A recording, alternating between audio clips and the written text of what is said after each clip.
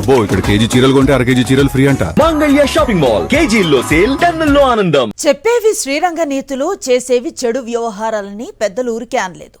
CM Chandrababu Naidu సొంత జిల్లా తిరుపతిలో స్వర్ణముఖి నది గర్భాన్ని ఆనుకుని హెరిటేజ్ అక్రమాలకు పాల్పడుతోందనే విమర్శలు బలంగా వినిపిస్తున్నాయి.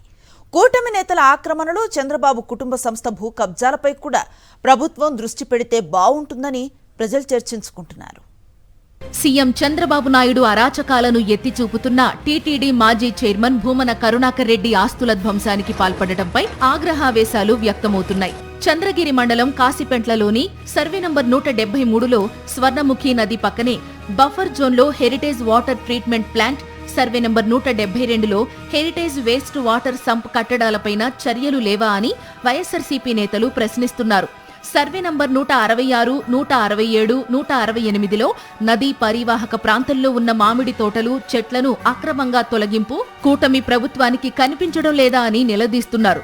కేవలం భూమన కరుణాకర్ రెడ్డి కుటుంబాన్ని టార్గెట్ చేసుకుని చంద్రబాబు చేస్తున్న రాజకీయ కక్ష సాధింపు చర్యలకు తగిన మూల్యం చెల్లించక తప్పదన్నారు. ఈ సిస్టమ్ వాళ్ళకి కూడా ఉండాల. ఇప్పుడు హెరిటేజ్ ఇదంతా కూడా కాలువ ఉందో లేదో ఒకసారి చూడండి.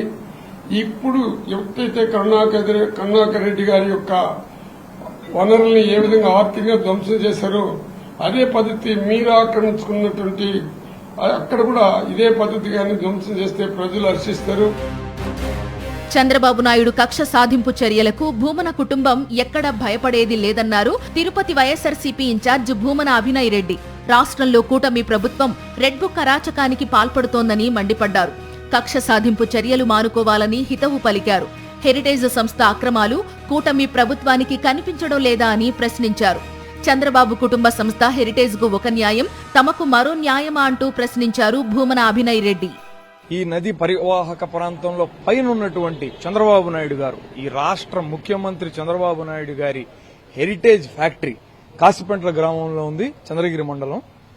ఆ కాసిపెంట్ల గ్రామంలో 185 అన్నటువంటిది స్వర్ణముఖి నది పరివాహక ప్రాంతం.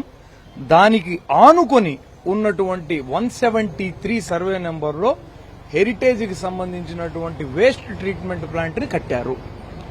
చట్టం ఈ రాష్ట్రంలో అందరికీ సమానంగా ఉన్నట్లయితే చంద్రబాబు నాయుడు గారి ఆ వాటర్ ప్లాంట్ ను కూడా, వేస్ట్ ట్రీట్మెంట్ ప్లాంట్ ను కూడా మీరు పగలగొట్టండి.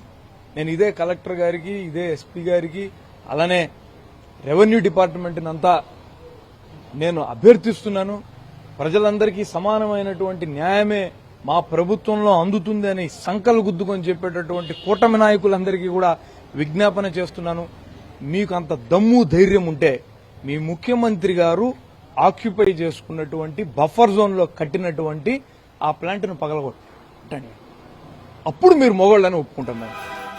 చంద్రబాబు సర్కార్ అవినీతి, అరాచకాలను ప్రశ్నిస్తున్నందుకే భూమన కరుణాకర్ రెడ్డిని టార్గెట్ చేశారని వైఎస్సార్సీపీ నేతలు మండిపడుతున్నారు.